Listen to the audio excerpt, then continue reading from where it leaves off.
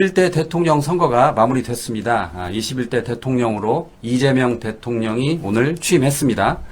최강 의원님과 함께 이번 대선의 의미를 분석해 보겠습니다. 자, 의원님 안녕하세요. 네, 안녕하세요. 즐거운 날이네요. 아, 그러신가요? 드디어 왔네, 이 날이. 네, 그러네요. 자, 먼저 그 득표수가 1728만 표, 역대 네. 최대입니다. 네. 그리고 이재명, 김문수 후보의 득표차가 289만 표. 그러니까 그 3년 전 표 차이보다 10배가 많다고 그래요. 그렇죠. 어떤 역사상 의미일까요? 네. 가장 많은 득표를 역사상 했고, 예. 그다음에 그 민주정부의 대통령으로서 가장 많은 표차로 승리한 대통령이 탄생했는데, 내란 국면인데도 불구하고 지금 애초에 예상했던 뭐 15%, 20% 격차, 이거는 지금 훨씬 못 미치는 결과가 나와서, 예. 이 앞으로 임기를 시작한 대통령한테 저 내란 세력이 여전히 정치적인 이유를 들이대면서 이제 준동할 가능성, 이게 이제 완전히 좀 없어지지 못했다라는 점이 좀 아쉽습니다만은, 예. 그래도 역사의 길이 남을 승리고 그것도 대승이고, 앞으로 이제 새 정부가 어떻게 하느냐에 따라서 또 얼마든지 그 지지율이 올라갈 수 있는 여지를 많이 남겼기 때문에 예. 많이 기대하고 있습니다. 예. 저 방금 말씀하신 것처럼, 그리고 우리가 모두 알고 있다시피 이번 그 선거는 계엄과 내란으로 촉발된 대선인데, 예. 그럼에도 불구하고 그 국민의힘 김문수 후보가 41.15%, 1,400만 표를 가져갔는데, 그 당초에는 40%를 넘기기 힘들지 않을까라고 했는데 글쎄 말이야. 41%를 넘었어요. 그리고 또 그 이준석 후보가 8.34%. 그래서 제가 더해봤더니 49.49%. 그러니까 이재명 후보보다 0.05% 포인트가 높아요. 그러니까 이제 그쪽에서 혹시 이제 이걸 갖고 나중에 이준석 후보한테 뭐 책임론을 구가한다든지, 아니면 뭐 더하면 우리가 이겼다, 뭐 그런 착각에 빠질 수도 있는데 어떻게 보세요? 선거 때마다 이게 참 신기한 게, 결국 득표율이라는 게 민심이 이제 통계학적으로 표출되는 거잖아요. 예. 근데 저렇게 절묘한 숫자가 어떻게 나왔을까? 그러니까요. 결국 더해서 조금이라도 넘긴다라고 하는 거는 저쪽 진영에서 이준석 책임론을 제기하기에 지금 딱 적합한 숫자가 나온 거죠. 어찌 보면. 그렇죠. 너 때문에 예. 졌다. 쉽게 예. 말해서 이제 예, 예. 그 말이 나오고, 내부적으로 이제 여러 가지 저 책임을 둘러싼 이제 논란, 분란이 이렇게 있을 것 같은데, 예. 일단은 그 이준석이 목표한 바를 다 이루지 못한 거죠. 그러니까 여러 가지로 10%를 넘기는 게 목표였을 텐데 그러지 못했고, 그 다음에 저렇게 합치면 또 약간 또 넘어가는 이런 상황이 됐기 때문에 궁색해졌고, 예. 예, 저게 그렇게 되지 않고 김문수가 30대 초반에 머물고 이준석이 10%를 넘겼다면, 예. 그거는 이제 당이 쪼개지면서 이준석이 일종의 구심점으로 작용해서 신당의 주역이 될 수도 있는 면이 생길 텐데, 이제 예. 뭐 이도저도 아닌 상황이 돼버렸고, 김문수 씨 입장에서는 그냥 30 초반이나 30도 안 되는 선에서 머물렀다면 이대로 이제 마지막 소임을 다 하고 사라지는 건데, 역사 속으로. 이 정도 상황이 되니까 절대 안 물러나고 버틸 것 같아요. 예. 그러면 이제 저당의 분란에 또 한 꼭지점이 돼서 또 그게 또 격화될 것 같고. 며칠 전에 잘 됐어야죠. 의원회관에서 서영교 의원을 처음으로 뵀어요. 아, 그래서 예, 제가 예. 명함을 딱 줬더니 서영교 의원이 바로 할 말이, 와, JTB 그러는 거예요. 그러니까요. 네, 네. 왜 그러세요? 그랬더니, 너무 마음에 든다고. 그 국회의원들의 관심을 JTB가 높이는데 큰 공헌을 했다 그러시면서, 바로 제가 한번 모시겠습니다 그랬더니 보좌관을 바로 연락처를 그 양반 주더라고요. 너무 좋아하지. 나오시면. 자, 오늘 제가 초반부에 예. 제가 의원님께 말씀을 안 드렸는데, 예. 이재명 대통령님께 제가 감사 인사를 드리겠습니다. 오. 감사드립니다. 웬일이야. 모르시죠? 지금 전혀 내용을 모르실 거예요. 진짜 너무 감사드립니다. 이재명 대표님. 그리고 김남국 대통령님. 소통비서관님도 같이 감사드립니다. 무슨 내용 모르시죠? 네, 자, 저도 제가 몰라요. 설명드릴게요. 자, 그동안 저희 그 JTB 지역 민방을 비롯한 민방과 지역 MBC가 그 KTV 영상을 이렇게 갖다가 이렇게 짤방, 클립을 네. 만들었어요. 네.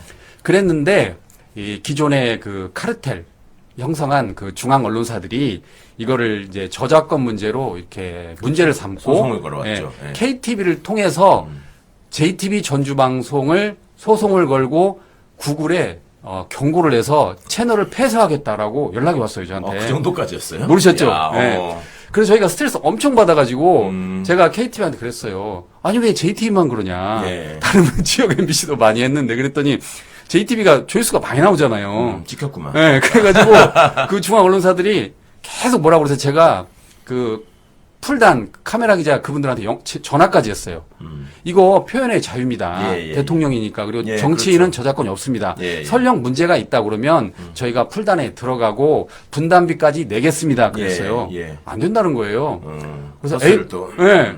그래서 저희가 이제 그럼에도 불구하고 이건 해야겠다라고 했는데 오늘 KTV가 모든 자료를 국민에게 개방한다고 자료가 나왔습니다. 그러니까 저도 기사 제목만 봤네요. 보셨죠? 그거와 직접 관련이 있었구나. JTV. 그 와중에 네. JTB가 그러니까 이게 전적으로 이재명 대통령님이 문호를 개방한 덕과 김남국 비서관이 노력한 덕인데 그 일말에는 저희 JTB 노력을 했습니다. 네. 계속 문제 제기를 했더니 잘하셨어요. 오늘 김남국 비서관 통화를 했는데 JTB한테 감사한다는 거예요. 그래서 왜 그렇습니까? 그랬더니 몰랐던 문제를 이슈화시켰다. 아하.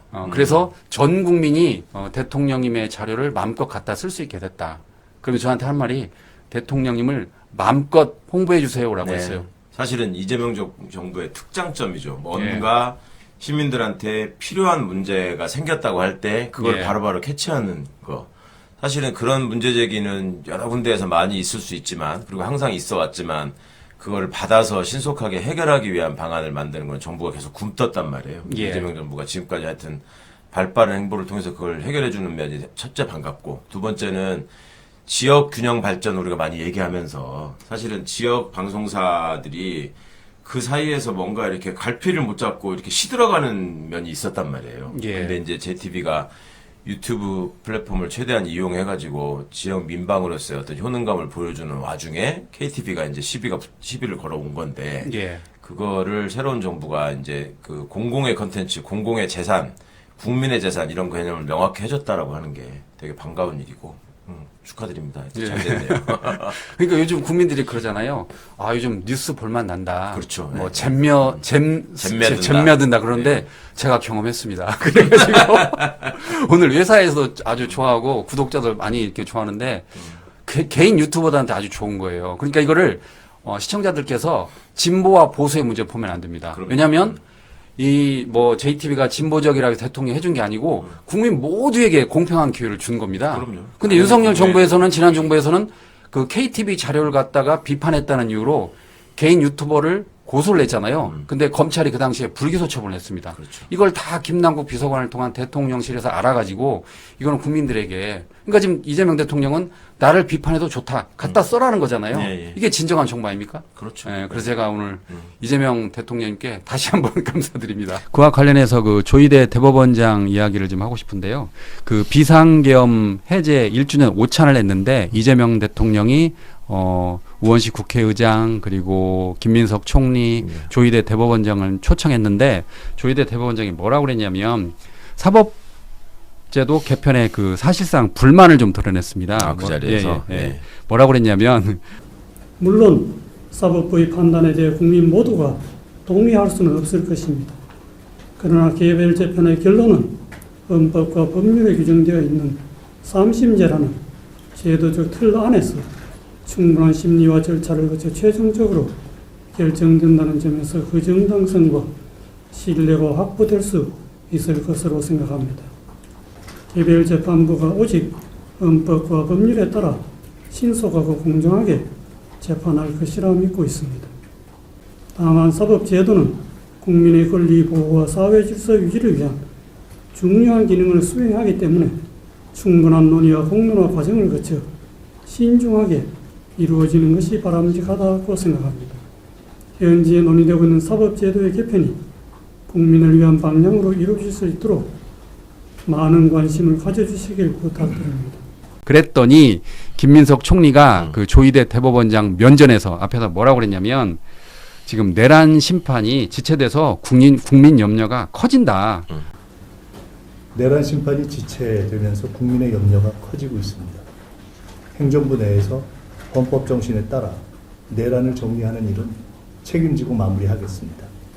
오늘이 내란 심판의 역사적 책임을 헌법기관 모두가 함께 결의하는 자리가 되었으면 합니다. 감사합니다. 총리가 이제 그 조희대 대법원장한테 쓴소리를 한 겁니다. 그 오부요인과 대통령이 오찬을 한 이유가 예. 이 내란 1주년을 생각하면서 지금 하는 거잖아요. 예. 그러면 그 자리에서 대법원장이라는 사람이 할 말은 당시에 사법부는 어떤 생각을 했고 무슨 일을 했는가. 예. 이 계엄이나 내란 상황에서 사법부가 취했어야 될 태도는 뭐고 또 사법부가 그간에 잃었던 이 내란 및 계엄 상황과 관련해서 잃었던 신뢰를 어떻게 회복할 것인가를 국민들께 성찰적인 차원에서 좀 사과도 하고 앞으로 본인들이 얼마나 진심으로 이걸 바꾸고자 하는지를 보여줘도 지금 시원치 않을 판에 본인들의 기득권이 무너지는 상황에 대해서만 걱정하는 얘기를 한 거예요. 예, 그러니까 예. 첫 번째 얘기는 특별재판부 필요 없다. 이 얘기를 한 거잖아요. 예, 예. 내가 알아서 잘 할 거다.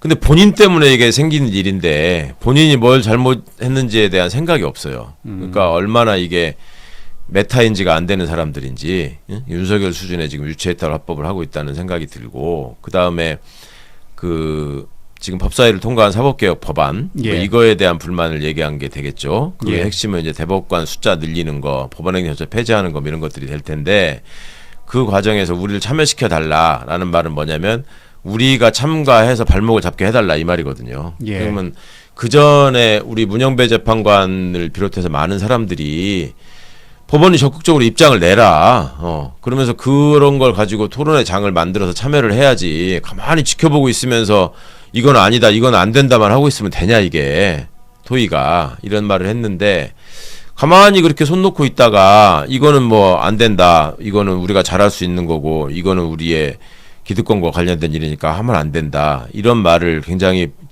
그럴싸하게 한 거에 지금 불과한 거죠. 그럼 예. 그런 거를 통해서 국민들이 과연 그 진정성을 얼마나 인정해 줄 것인가를 생각해야 되는데 이 사람들은 여전히 딴 세상에 살고 있기 때문에 내가 대법원장이 이 정도로 얘기하면은 사람들이 다 알아들을 거고 내 방향으로 따라와야 돼 이런 또 그 한심한 생각을 하고 있는 거예요. 그러니까 그런 점들이 이 사법부라고 하는 것이 국민주권에 의해서 권한을 위임받은 기관이라는 점에 대한 인식 부족에서 지금 모든 문제가 벌어지고 있다고 보이거든요. 그러니까 뭐 내란 사범들에 대한 영장을 연거푸 기각한다거나 지금 구속영장에 대해서만 대대적으로 보도가 되고 관심이 집중된다고 해서 그렇지 압수수색 영장도 숱하게 기각했습니다. 예. 그러니까 이제 그런저런 점들을 좀 종합해 보면 사법부가 현재 이 헌법 수호의 의지가 있는 것이냐, 그 다음에 헌법 파괴를 하려고 했던 내란 사태에 대해서 엄중한 인식이 있는 것이냐 이런 점에 대한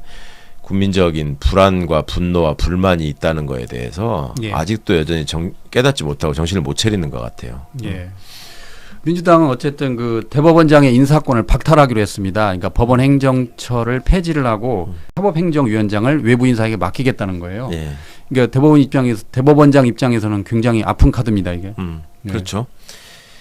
이게 그 예전에는 말입니다. 예. 이런 주장을 먼저 앞장서서 했던 게 검찰이에요, 검찰. 아, 예. 그러니까 법원하고 검찰이 형사사법 체계 절차에 주도권을 놓고 소위 이 공방을 벌이는 경우가 종종 있단 말입니다. 사법개혁 과제가 제기될 때마다 예를 들면 공판 중심주의, 뭐 영장 실제 심사 이런 거 관련해서 이제 늘 하던 얘기인데 검사들이 대법원장에 지나치게 권한이 집중돼 있다 이런 점에 대한 얘기들을 굉장히 많이 했거든요. 검사도 알고 있었네요, 그걸. 그럼요. 네. 제일 열심히 떠들던 게 검사였습니다. 근데 그 검사들이 제일 많이 가 있는 정치 집단이 지금 국힘이잖아요. 근데 예. 국힘이 그렇게 하면 안 될 것처럼 지금 얘기하고 있는 아주 황당한 상황이 되고 있는. 유상범한테 한번 물어보세요. 김진태한테 한번 물어보고 곽규택한테 한번 물어보고 옛날에 뭐라고 했는지. 그리고 객관적으로도 대한민국 대법원장 같이 이렇게 집중된 권한을 갖고 있는 사람이 없어요. 예. 그리고 대법관 제청을 대법원장이 하는 것도 그렇고 이게 과거에는 조금 독재, 군사독재 시절에 사법부를 지키고 민주주의를 수호하라는 의미에서 부여한 권한일 수 있습니다. 근데 그런 권한을 제대로 행사해가지고 또 민주주의를 수호한 적도 없거든요. 그리고 지금 와서는 오히려 그 폐단만 적나라하게 드러나고 있는 상황이라서 대표적인 게 이재명 대표에 대한 그 상고심에서 그 무리한 조의대 전원 합의체 상고심에서 조의대가 제청한 대법관 전원이 다수 의견의 편에 서가지고 그런 무리한 재판에 가담했다는 게 지금 결과로 드러났잖아요. 예. 근데 그런저런 역사적 과오를 저질러 놓고 이거를 개선하려는 거에 대해서 반발하거나 뭐 엉뚱하게 사법부 독립 침해다 이거는 말이 안 되는 겁니다. 사법권의 독립은 대법원장의 전횡을 위해서 존재하는 게 아니에요. 그거는 국민의 인권을 보호하고 정의를 수호하라는 데 사법권 독립에 의의가 있는 것인데 그런 임무를 제대로 하지 않으니까 국민주권의 관점에서 사법 권력이 남용되거나 자기들만의 세계에서 독선에 빠져가지고 엉뚱한 짓 하는 거를 최대한 공정하고 투명한 절차를 통해서 감시하자 그리고 견제하자라는 의미로 지금 제도 개선이 이루어지고 있는 거라서 예. 크게 뭐 사법부가 할 말이 없는 상황인데 자꾸만 이렇게 딴지를 거는 태도를 보이는 건 매우 유감이고 왜 이런 상황이 초래됐는지 지금 상황에서 어떤 진정성을 보여야지 국민들이 그래도 조금이라도 귀를 기울여 주실지를 좀 먼저 생각하기를 권합니다. 예. 자, 이번에는 그 방금 전에 말씀하신 그 대통령의 중국 국빈 방문에 대해서 알아보도록 하겠습니다. 여러 가지 가운데 제가 가장 신선했던 거는 이겁니다. 셀카. 아, 예. 예. 저 깜짝 놀랐습니다. 그 샤오미 폰을 가지고. 샤오미 폰을 가지고 예, 예. 많은 국민들이 깜짝 놀라고 저도 깜짝 놀랐는데 이게 그 대통령이 기자 간담회 때 한 이야기인데 그 샤오미 폰이 알고 봤더니 한중 협력품이었다는 거예요. 예, 예. 그 부품의 일부가 한국산이었다는 거예요. 그렇겠죠. 네, 그래서 대통령이 그냥 말 그대로 아무 생각 없이 가져간 게 아니고 그걸 가져갔고 미리 이제 개통을 해서 했다. 그렇죠. 그리고 결국 한중 협력품이다. 그러니까 우리가 굳이 중국과 싸울 필요 없다라는 걸 보여줬는데 상징하는, 정말 많은 걸 생각하셨더라고요. 그 샤오미 폰은 이거 가지고 또 왜 중국 물건 선전해 줬냐, 뭐 친중이냐 또 뭐 그런 사람 있는 것 같아요.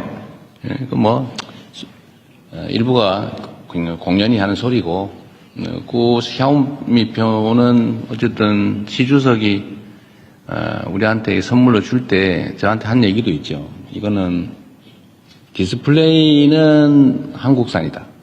그리고 중국하고 이게 일종 협력의 산물이다. 한중 협력의 산물이다라고 하면서 약간 구기종을 준 거예요. 아마 신기종은 디스플레이를 한국산 안 쓴 것 같아요. 예, 그건 못 주고. 예, 그래서 한국산이 들어있는 약간 구기종 그걸 선물로 준 것 같습니다. 한중 협력하자. 예, 협력하면 좋지 않냐. 같이 물건 만들어서. 예, 이런 취지로 준 거죠. 그래서 거기서 그리고 제가 또 약간 험한 농담을 해가지고. 예, 근데 기분 나빴을 수도 있는데, 그것도 잘 받아줬죠. 중국 입장에서 또 되게 뭐랄까 기분 좋고 고마운 일이죠. 예. 그 정상 대 정상으로 선물을 한 거를. 그러겠네요. 선물한 것 자체도 시진핑 주석 입장에서는 상당한 정치적 함의를 담은 선물이었잖아요. 화웨이도 아니고 샤오미를 주고 예. 그다음에 이재명 대통령이 저기에다가 무슨 백도어 얘기를 또 농담처럼 하고 예. 그러니까 시진핑이 또 그걸 받고 예. 이런 적이 있고 그게 또 이어져 가지고 베이징에서 이제 그런 모습이 연출이 되고 또 중국의 지도자급에 있는 사람들이 일부러라도 굉장히 무뚝뚝한 표정을 짓는데 예. 미소 짓지 않을 수 없는 장면들을 만들고 중국인들이 보기에도 너무너무 신선하고 이게 놀랍고 재미있는 장면이었던 거죠. 그 사람들은 지금도 그 머릿속으로 시진핑을 황제라고 생각하는 이런 관념이 있거든요. 근데 그거를 한국의 대통령이 와가지고 자기네 폰을 들고 셀카를 찍었다. 그 다음에 알고 보니 그거는 한국과 중국의 부품이 함께 들어가 있고 예. 그게 이제 협력의 수산으로 자기네 그 국가원수가 선물한 거를 한국의 국가원수가 또 들고 와가지고 이렇게 같이 하더라. 그 다음에 또 하나는 그동안에 이제 중국산 전자제품에 대해서 제기되어 왔던 여러 가지 문제들이 있잖아요. 거기다가 뭘 심어가지고 정보를 빼돌린다 이런 식의 얘기가 있었던 거를 한국 대통령이 앞장서서 좀 부식시키는 어떤 역할을 하는 모습이 되니까 예. 얼마나 고맙고 재밌겠습니까? 예. 그 경주 에이펙 때 이재명 대통령이 그런 농담했잖아요. 네. 방금 말씀하신 것처럼 이 통신보안 됩니까? 예, 이렇게 예. 샤오미에 대해서. 근데 이번에 2달 뒤에 이제 중국에서 만났을 때 기자간담회 때 이재명 대통령이 이런 말씀하셨습니다. 본인이 이제 통신보안 됩니까라는 어떻게 보면 험한 농담을 했는데도 불구하고 시진핑 주석이 쿨하게 넘기더라. 그렇죠. 그래서 고맙더라. 그 이야기도 하시더라고요. 네. 그것도 사실은 상대의 입장을 굉장히 배려하고 존중한 말씀이죠. 일부러 예. 이제 그 얘기를 또 생각해서 하신 걸 텐데, 그러니까 그런저런 점들이 이번 정상회담이 많은 성과를 내고 있는데 그 배경이 다 되는 얘기였다라는 것이고, 또 이 정부 이재명 정부의 출범을 반기지 않는 또 여전히 윤어게인을 외치는 사람들이나 이재명 정부가 실패하기를 염원하고 있는 사람들 입장에서 볼 때는 어찌 보면 날벼락 같은 일이 있는 거죠. 이 사람들은 중국을 최대한 적대시하고 그거를 일종의 그 혐오의 무기로 삼아가지고 자기들의 정치적 입지를 굳히려고 하던 사람들인데 미국과의 관계도 그렇고 중국과의 관계도 그렇고 자기들이 애초에 얘기했던 시나리오하고는 지금 완전히 다른 방향으로 가는 데다가 주가는 또 저렇게 훨훨 날아가지고 이제 막 4,500, 4,600까지 지금 넘어서는 상황이 되니까 예.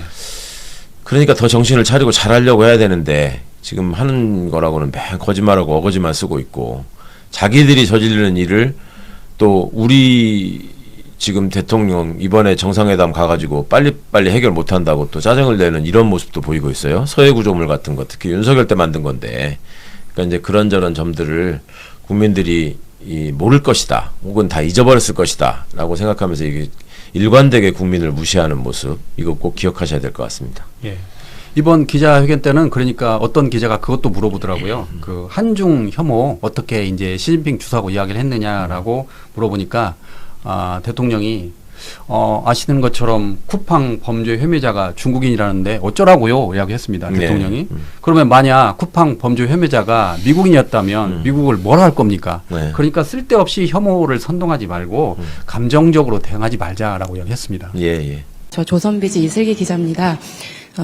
이번 정상회담에서 결국 근거 없는 혐오 정서를 해결해 나가자라는 게 이번 회담의 골자라고 생각이 되는데요. 다만 이제 우리 국민들이 서해 구조물이나 오래된 미세먼지 문제, 특히 사실 쿠팡의 그 정보 유출 사태 관련해서 중국인 직원 이런 문제들이 사실 있지 않습니까? 그래서 이런 것에 근거해서 우리 국민들이 사실 중국에 대한 반감이나 약간의 우려, 불편함 이런 감정을 갖고 계신 것도 사실입니다. 그래서 이거와 관련해서 좀 두 분이 허심탄회한 대화를 나누셨을 거라고 생각하는데요. 마침 우리가 사이버 안보 관련한 MOU도 체결했고요. 그래서 이런 부분에 대해서 중국이 나름의 배경을 좀 알고 있는지 두 분이 좀 어떤 대화 나누셨는지 여쭙고 싶습니다. 근거 없고 불필요한 혐오 선동에 대해서 우리가 경각심을 가지고 엄히 제재해야 된다는 점은 명백하죠.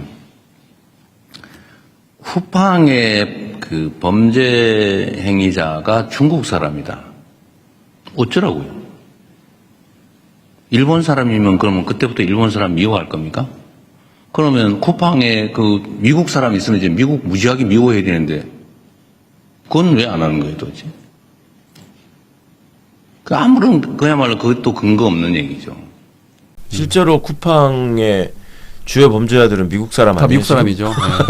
그러니까 검석킴? 예, 그러니까 그런 점들이 이 어떤 정치적 목적이나 아니면 코인팔이를 위해서 얼마나 국민들을 속이고 호도하려고 하는 건지에 대한 일침을 가하신 건데 여전히 꿈에서 깨어나지 못하고 헛소리하는 사람들 지금 계속 있더라고요. 지금 베네수엘라 사태를 보면서 그거를 어떻게든 우리나라에다가 갖다 붙이려고 하는 시도를 나경원, 전한길 이런 자들이 하던데 제발 좀 정신 차리기를 바랍니다. 그와 관련해서 이제 시진핑 주석이 역사의 올바른 편이라고 이야기를 했잖아요. 써달라고. 예. 그러니까 기자들과 그 이야기했습니다. 이거 혹시 베네수엘라 관련해서 시진핑 주석의 그런 발언을 한 것 같은데 의도를 어떻게 생각하느냐라고 했더니 이재명 대통령이 저는 공자 말씀으로 들었습니다라고 아주 쿨하게 넘기시더라고요.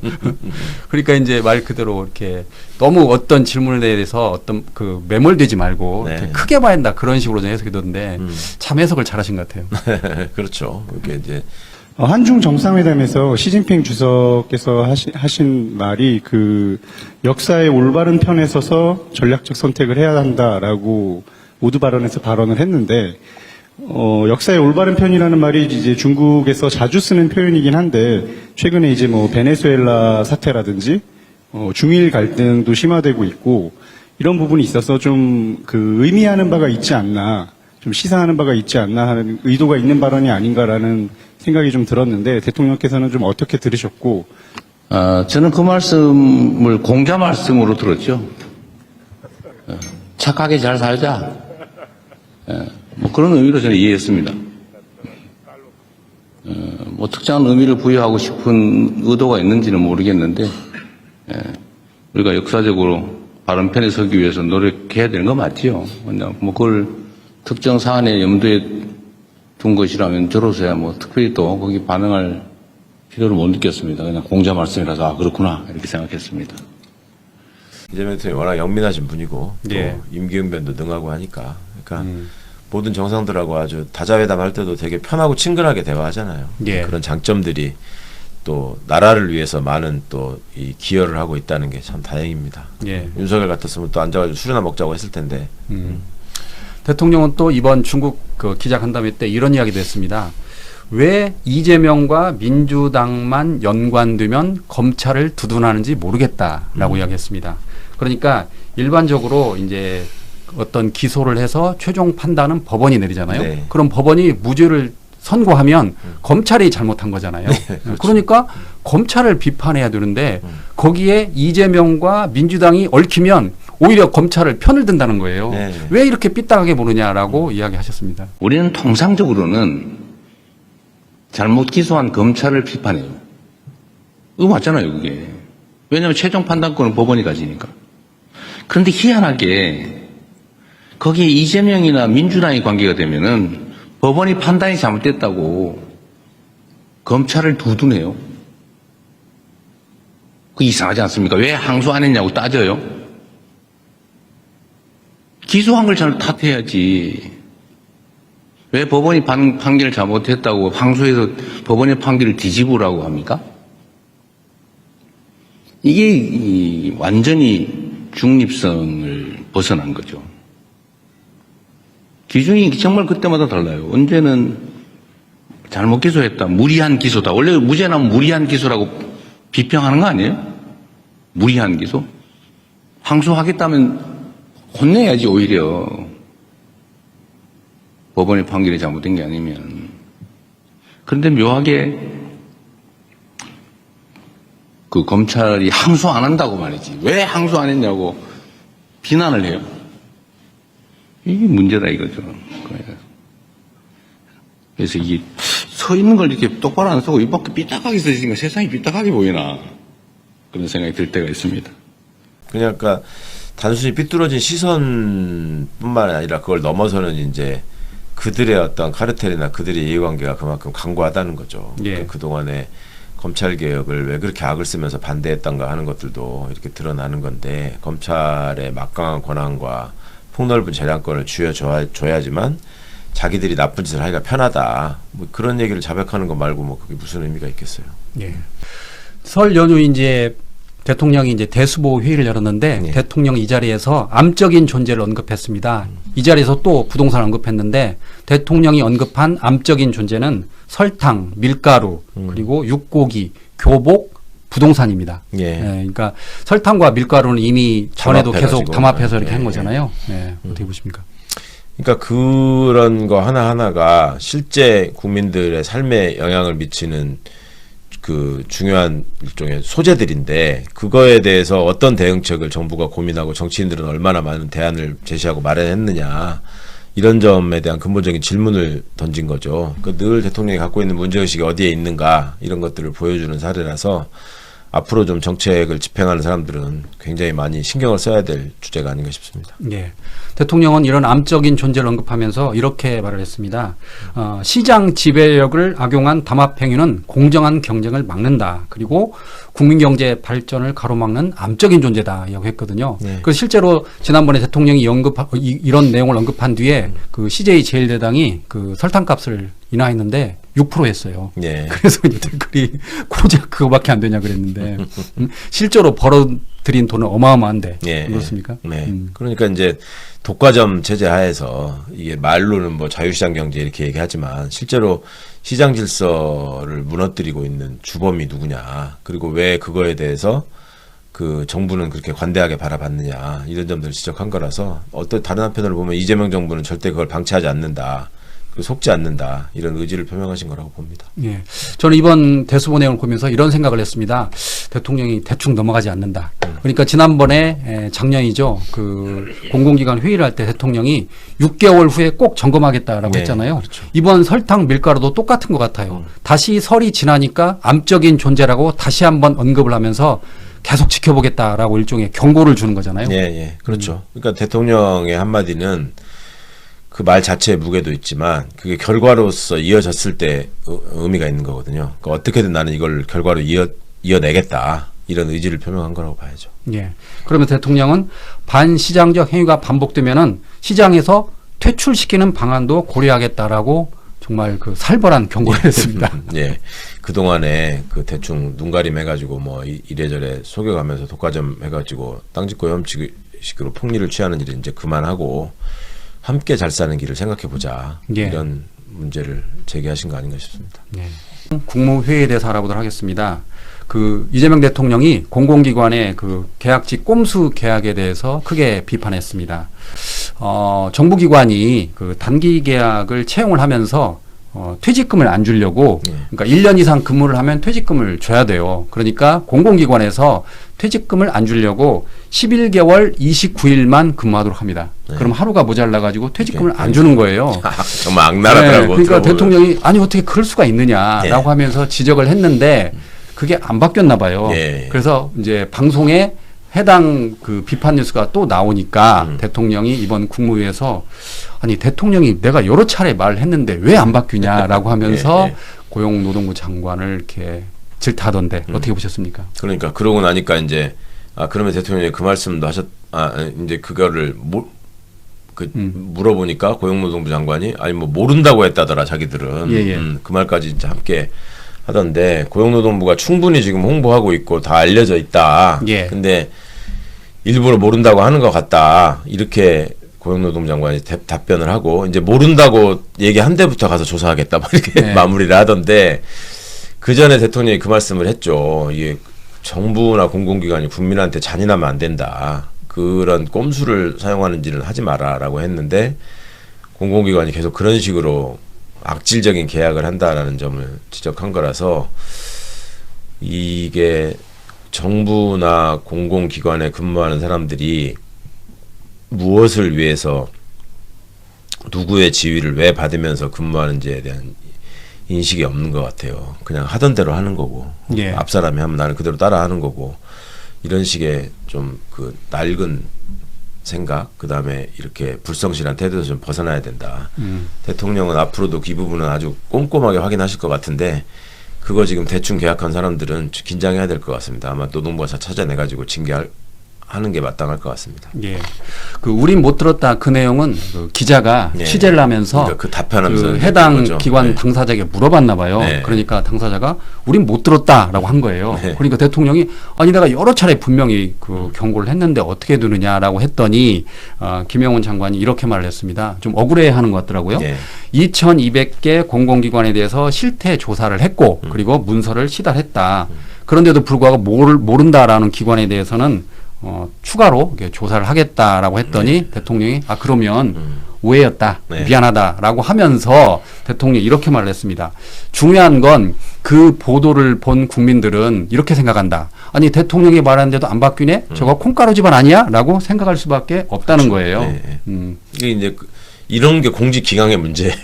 대통령이 억지를 쓴 것도 아니고 틀린 걸 지시한 것도 아니고 그리고 그거가 어찌 보면 국민주권 정부가 지향하는 기본적인 방향이다라고 얘기를 하는 건데 그거에 어긋나는 일을 공공기관이 한다? 참 대통령으로서도 정말 화가 나실 수밖에 없는 일이죠. 예. 그리고 심지어 모른다고 해버리면 근데 장관은 분명히 전달했다고 했는데 그러니까요. 뉴스에는 당사자가 모른다고 나와버렸으니 예, 참 예. 답답할 노릇입니다. 어쨌든 전에도 대통령이 그 기관들 점검을 6개월마다 하기로 했잖아요. 예. 그러니까 이거는 계속 하실 것 같습니다. 예, 그렇죠. 이번에도 그러시잖아요. 내가 여러 번 얘기했다. 예, 여러 번 이야기했다. 왜 안 되느냐. 대충은 없습니다. 이재명 정부에서. 예. 예. 의원님 살다 보면 넘지 말아야 할 선이 있습니다. 그렇죠. 네. 물론. 대통령이 국무회의에서 넘지 말아야 할 선이 있다라고 하면서 호통을 쳤는데 네. 크게 보면 잘 아시는 것처럼 스타벅스 탱크데이 그리고 2019년 무신사 네. 그리고 이번에 논란이 된 삼성전자 그 영업이익과 관련된 성과급 그 세 개로 볼 수 있을 것 같습니다. 이번에 이제 이런 일이 터지니까 그렇게 말씀하셨는데 과거에도 그 과거사 문제, 특히 위안부 문제 그때 관련해서 그랬죠. 저게 사람으로서 살 짓이냐, 인면수심이다 이런 말씀 한 적이 있죠. 맞습니다. 네. 예. 맞는 말씀이죠. 진짜 넘지 말아야 될 선이 있는 건데. 대통령은 또 그 2019년 7월 그 무신사가 그 양말을 홍보했던 거를 언급하면서 그 당시 그렇게 적었나 봐요. 속건성 책상을 탁 쳤더니 벅하고 마르더라. 이게 빨리 말랐다라는 걸 홍보한 건데 대통령이 이번에 또 그걸 또 언급하면서 사람의 탈을 쓰고 이럴 수 있느냐라고 비판을 하니까 무신사가 한 언론과의 취재에서 다시 한번 사과드린다라고 고개를 숙였습니다. 예. 지난 일이긴 하지만 대통령이 그렇게 밝히셨죠. 그 제보를 받았다. 예. 그러니까 아마 이제 SNS 상으로 대통령께 이런 일도 있었는데 아시느냐 이런 게 이제 아마 누가 보냈겠죠. 그걸 보고 또 몰랐던 저도 사실은 이번에 처음 알았거든. 그런 일이 저도 있었다는 처음에 거. 알았습니다. 그죠? 이번에. 네. 저 그거 딱 보고 어디 하고 봤더니 2019년 일이더라고요. 그러니까 이제 그런 일들이 이제 일각에서는 아니 옛날 일 가지고 대통령이 또 그것도 확인 안 해보고 그렇게 말씀하시면 어떡하냐 이렇게 이런 얘기 하는 사람들도 있던데 지금 중요한 그게 아니고 옛날이건 지금이건 간에 그런 식의 얘기가 있었다는 사실 자체를 지금 그걸 넘지 말아야 될 선이라고 표현도 하고 이런 일이 있어서는 안 된다라고 지적한 거 아니에요. 그러니까 이런 점들 아까 제가 말씀드린 거와 이어서 이런 식의 어떤 그 아주 반역사적이고 반인간적인 반인륜적인 이런 행동을 마치 그냥 풍자나 무슨 해악처럼 소비하고 있는 이런 일각의 행태에 대해서도 우리가 반드시 어떤 경종을 울리는 정도를 넘어서서 이제 철퇴를 내려야 될 때가 아닌가 싶은 생각을 한다는 말씀입니다. 예.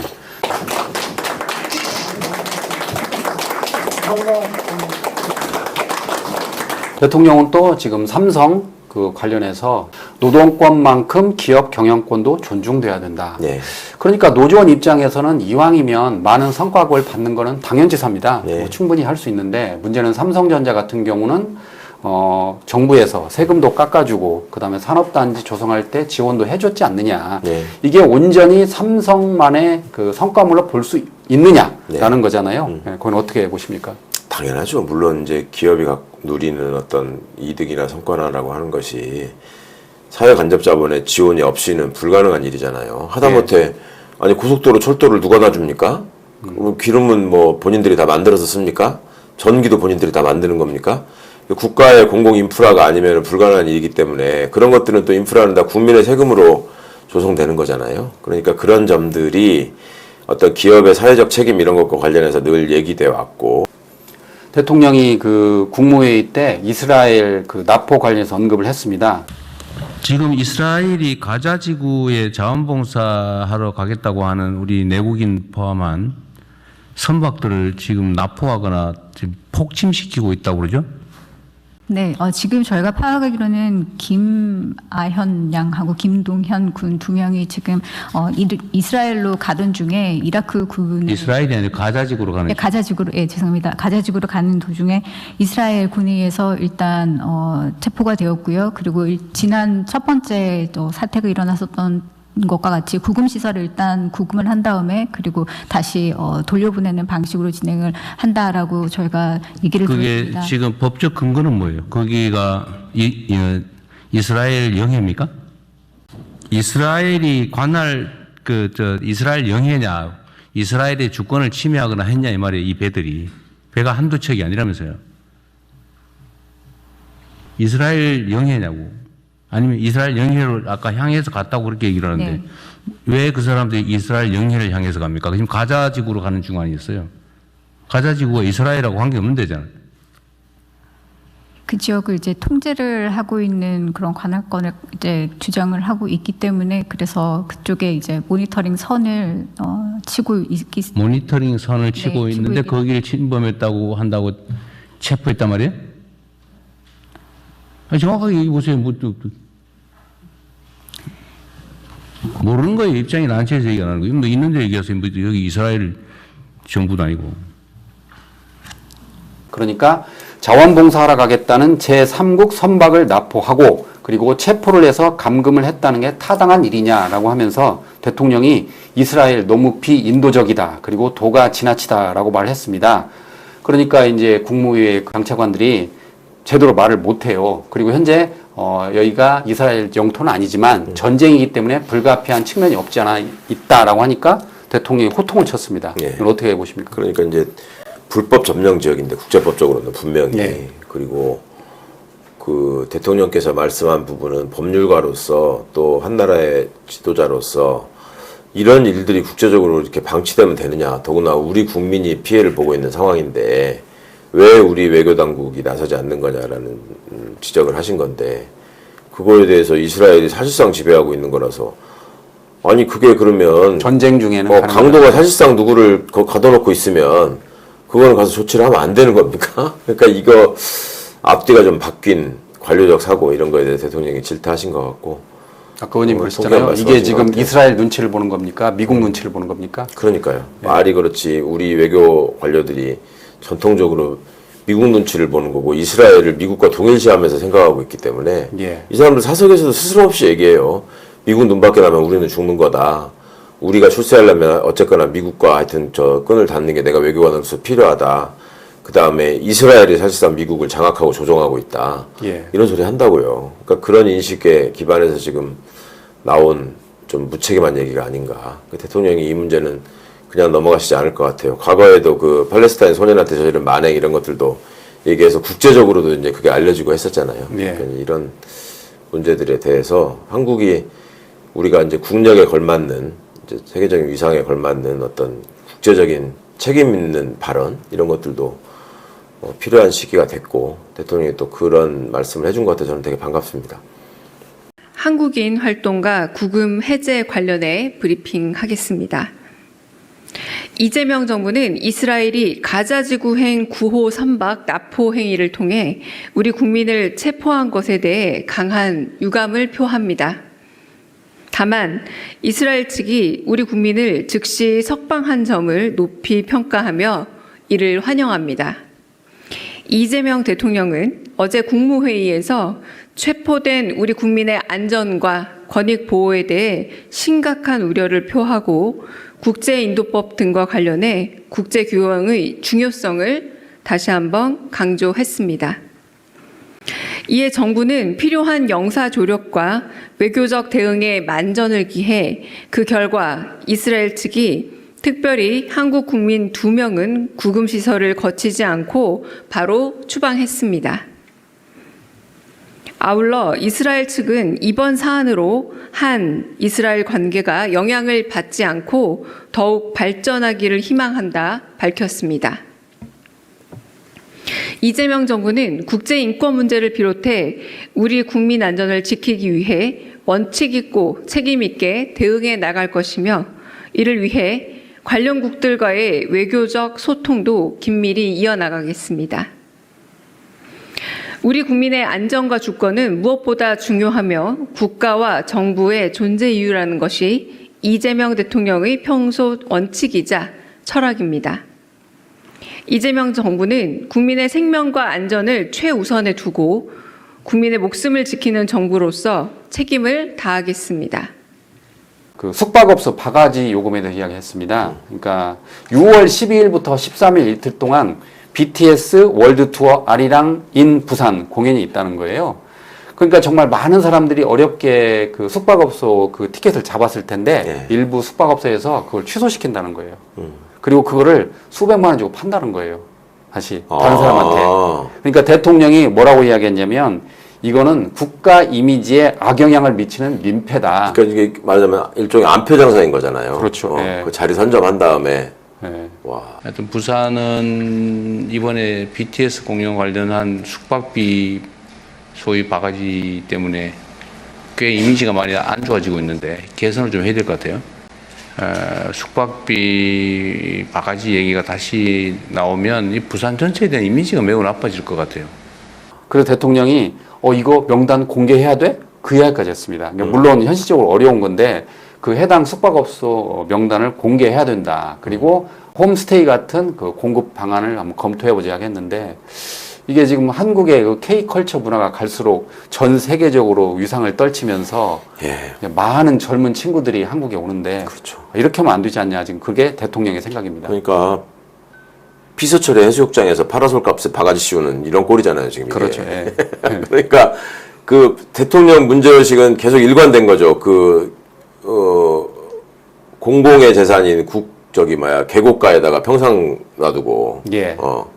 또 이제 어떤 그 경제적인 위기 상황이 오니까 그 석유 수급 문제가 불안정해지니까 왜 매점 매석하는 거 문제. 그 업자들이 왜 이게 업자들이 하는 말. 네.